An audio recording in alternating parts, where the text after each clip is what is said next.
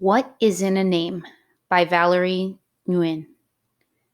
My full legal name is Valerie Tu-Uyen Nguyen.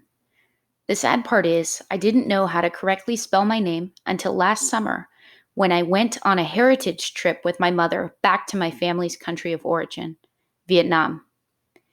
When I say I didn't know how to spell my name, I mean I didn't know where the unique accent marks went. Though a small detail, it is the only aspect that separates the Western language from Vietnamese.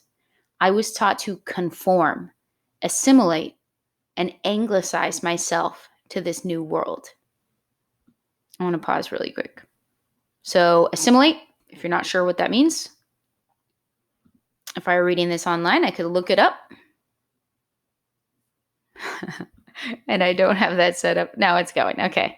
So, assimilate means, in this case, to absorb or integrate into a wider society or culture. So it's kind of like what she's saying is that she felt like she had to kind of change her name to make it more American or English, so to speak. Vietnam is a country that historically has been colonized by the other imperial powers of the world, such as China, Japan, and France. Yet we have overcome each power with even greater strength, resilience, and courage.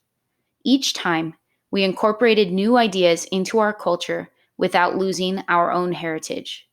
For example, the notorious banh mi that everyone loves takes a classic French baguette and stuffs the insides with Vietnamese fillings like pickled carrots, cha, lemongrass, etc. Though it is a feat to maintain our own story and heritage while remaining open minded to new ideas and incorporating them into our culture, it is hard to differentiate what is authentically and solely ours.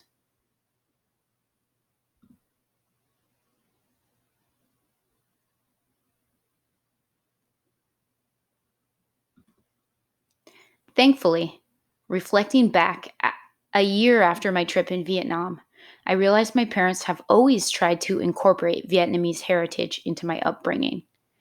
They wanted to ensure that I didn't forget my roots despite being seeded in American soil instead of the Vietnamese one that they grew up in.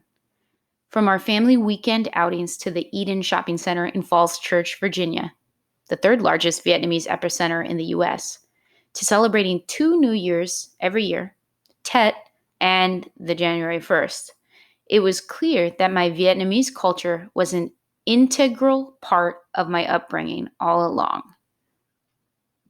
Let me define that word for you because that's the kind of word that's important to know, or else you don't get the sentence. Necessary to make a whole complete. So you can say integral or you can say integral. Either pronunciation is right. And there's some pictures of the writer. Before I continue, I would like to acknowledge my privilege in speaking about my heritage trip to Vietnam, because I am lucky to know my family's full story of origin, while many of my Black, Brown, Indigenous, and undocumented peers do not. My experiences do not fully encapsulate anyone else's but mine, and I am not trying to compare my insights to anyone else's. I also want to make it clear that my thoughts are not by any means trying to be all anti white or to single out any specific white person. Rather, I hope this insight helps the white community to be more cognizant of their actions as a whole moving forward. Cognizant means like to recognize it.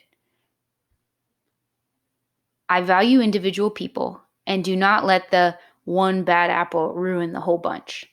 I am not a spokesperson for the whole Vietnamese American or the Asian community, but rather, these thoughts are my own that might or might not be relatable to others. Last summer, after my Vietnam trip, I went through a nationalistic surge and wanted to change my middle name to my first name. By nationalistic, she means like referring to Vietnam. This was an act of rebellion. My whole life, I was ashamed of my Vietnamese heritage and wanted to be white.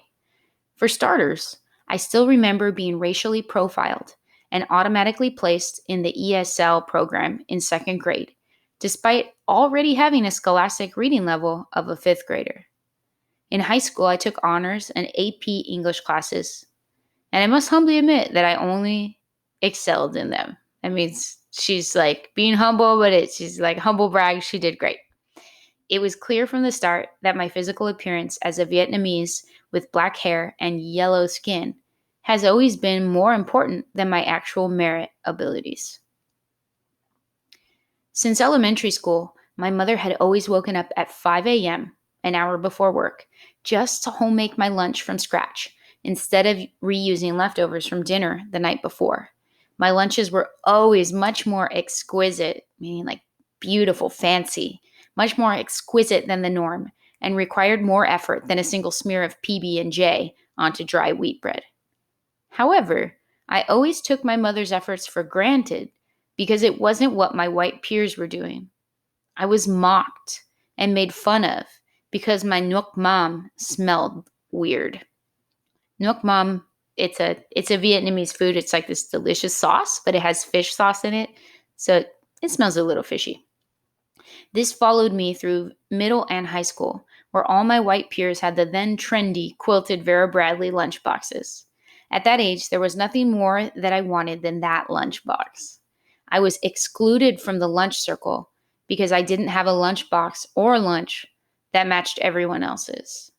In seventh grade, I sprayed hydrogen peroxide on my hair and purposely sat outside in the sun, hoping for my hair to turn blonde, even though my mother always told me how beautiful my luscious black hair was from the start.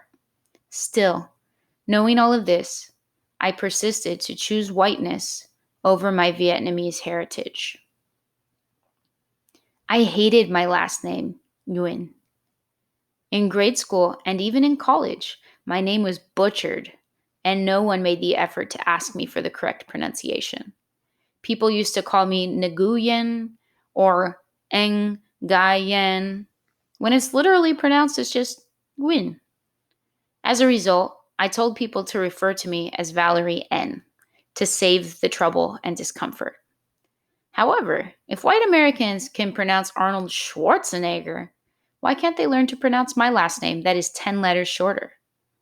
Does it not matter because I'm not white or a celebrity? Or does it matter less because I am a person of color? During my trip to Vietnam, I visited the town of Hue, the site of Vietnam's ancient palaces and where my father was born. One of the main attractions is the Nguyen Palace. The Nguyen dynasty was the last imperial family of Vietnam, and it established feudal rule over the largest territory in Vietnamese history.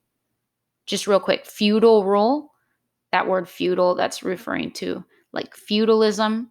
I think you're going to learn about that in history this year, but I'll just look it up real quick. Um, System of feudalism, that's kind of like where there are like lords and serfs and things like that, kind of like princes and kings and whatnot. Anyway, maybe I have some royal blood in me.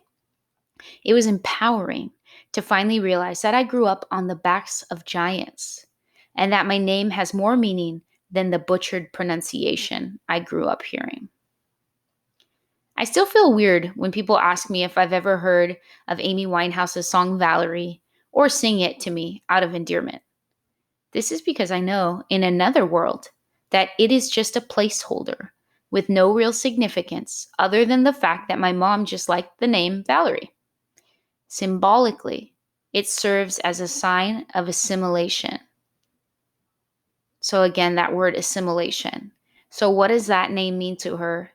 It means that her mom chose the name because she liked the sound of it, and maybe because she wanted her to have a name that would help her fit in more.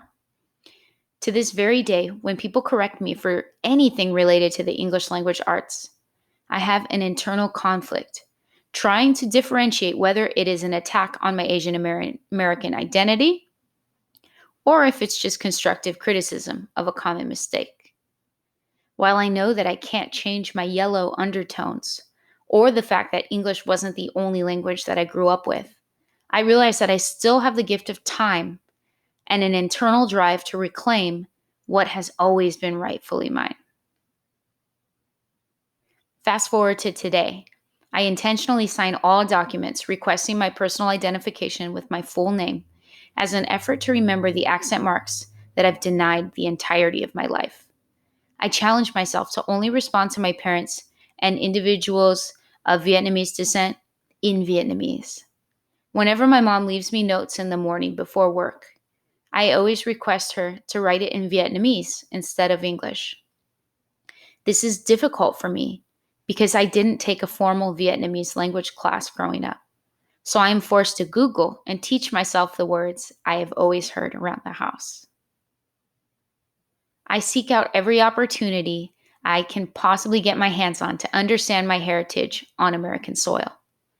While my heritage trip home was pivotal to my outlook on life, I don't want it to just end there. So, in case you don't know that word, that would be important to understand what she's saying right now. Pivotal is of crucial importance, kind of like pivoting, right? Like in basketball, you pivot. So, what she's saying is that trip to Vietnam, like, was a point at which she, like, completely turned her outlook on life. Even incorporating my personal background into my academic studies, I have made the active effort to take advantage of every opportunity to learn about my heritage. When I had my hair balayaged this past year, I emphasized to the hairstylist to not turn my hair blonde under any circumstances, but rather to highlight it in a way that accentuates my natural Black Vietnamese hair. While I had previously spent my life discouraged from embracing my personal heritage, I am thankful that I still have the opportunity now to learn and reclaim my roots. And that's it. She's currently a junior at the University of North Carolina at Chapel Hill.